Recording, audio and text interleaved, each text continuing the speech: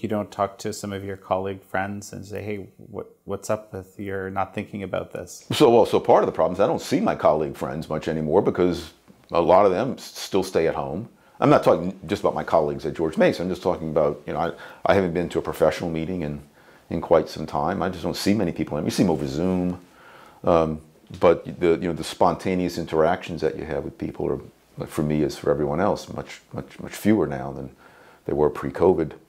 I'm not a controversial kind. I'm not a contentious kind of person. Different people have their different motivations, and so I don't want to get in their face and why aren't you behaving like I would like you to behave, right?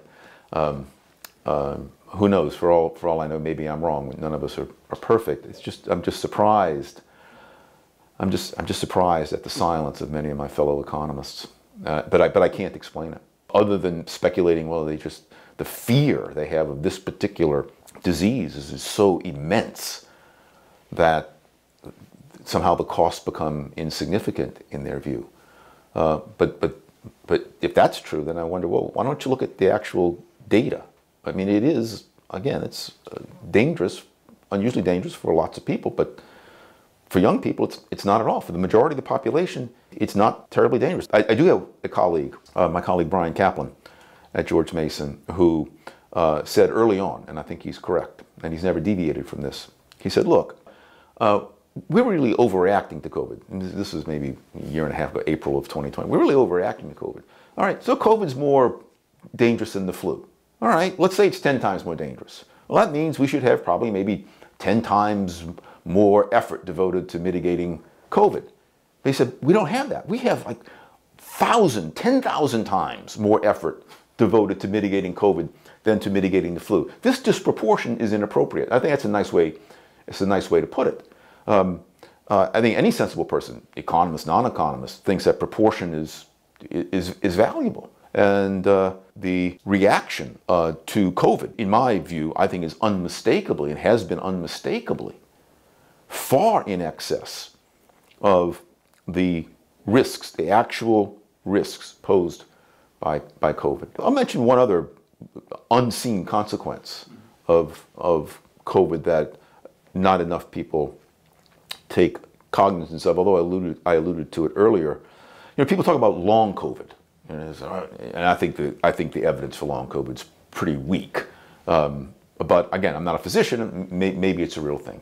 So, well, yes, you survive COVID, but you have headaches for the rest of your life, or you turn green or something. You have some lasting consequences that are less than fatal. I worry about long lockdown. I worry about the consequences of the lockdowns on human society. And I think that the lasting consequences, the precedent set by these lockdowns is going to haunt us for a long, long time. I hope I'm wrong, but I really fear that we are in for a hell of a stretch now that governments know they can basically do anything they want to us if they scare us enough.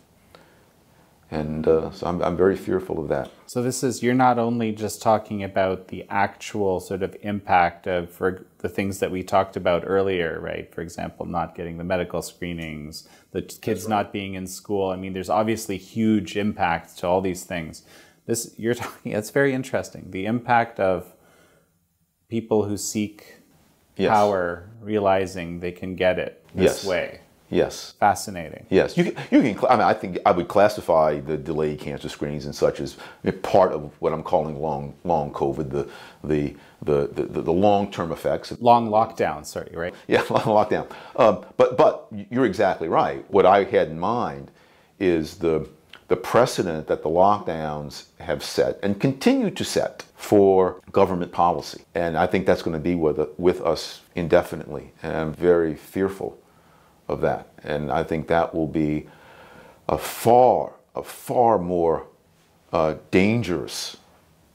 It'll have far worse consequences for humanity than the COVID pathogen itself will ever have had. Well, so I'll share one of the lessons that one of the things that keeps striking me when I look at this whole coronavirus reality around us is how powerful the need to conform to official narratives is, or the compulsion to do so, or the fear of being ostracized. I mean, I've never had a chance to observe it in this kind of way. And I mean, first of all, I guess is you've been, despite being non-contentious, quite outspoken. Has there been any professional cost, and is that an element that why economists might not be talking about these things? I can't say I have felt personally any professional costs. I have gotten lots of nasty emails, some from people I know, mostly from strangers. I don't like that. No one likes to get a nasty email. I've been told on more than one occasion, literally, that I have blood on my hands, as if I make public policy. I don't. So that's unpleasant. But no, personally, I haven't suffered in any way. I've always felt very passionately about the importance of human liberty. I am professionally an economist, but ideologically, I treasure and value human liberty. I consider myself to be a classical liberal.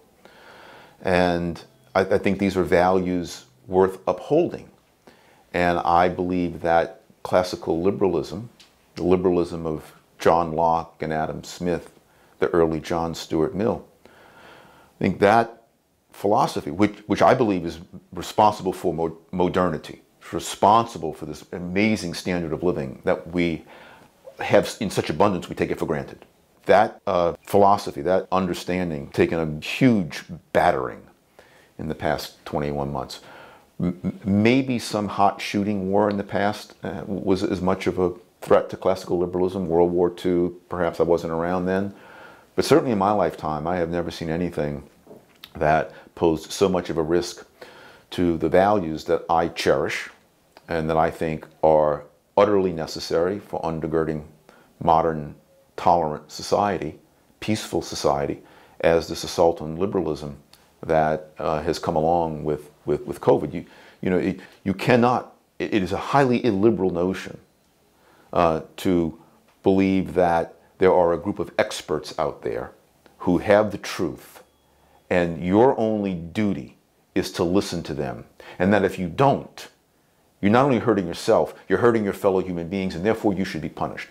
And that's the kind of attitude, that a lot of people have had about the scientific proclamations that a lot of the COVID so-called experts have issued. And, just to use one, Anthony Fauci. I have no idea if Anthony Fauci is a good or bad physician. I have no idea if Anthony Fauci is a good or bad expert in infectious diseases. That's way out of my wheelhouse. Right? But I do know that Anthony Fauci is not an expert on how you or I should live our lives. Anthony Fauci has no idea what is the appropriate amount of risk that I should take or you should take in order to avoid one particular kind of disease. But he acts as if he has that kind of authority, and people treat him as if he has that kind of knowledge, rather. People treat him as if he somehow has divined this. Because he's an expert in infectious diseases, people assume that, mysteriously to me, that, well, therefore he's an expert in how the rest of humanity, or at least the rest of the United States, should respond and react to infectious diseases. This is one of the most appalling things about the past 21 months, this follow the science mantra.